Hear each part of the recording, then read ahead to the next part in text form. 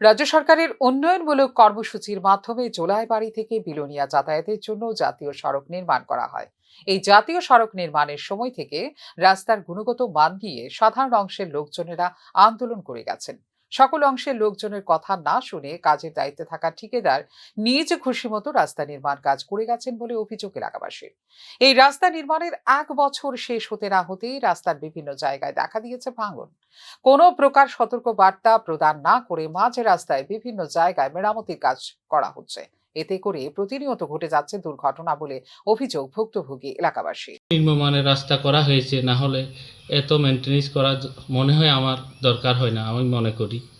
তো আমি আপনাদের মাধ্যমে আমি মাননীয় আমাদের এমএলএ সাহেব রয়েছেন শুক্লাচরণ নোয়াতিয়া স্যারকে আমি একটু জানান দিতে চাই যে স্যার কাইন্ডলি একটু যদি ব্যবস্থা দেখুন, সাধারণ মানুষ চলতে খুবই কষ্ট হচ্ছে।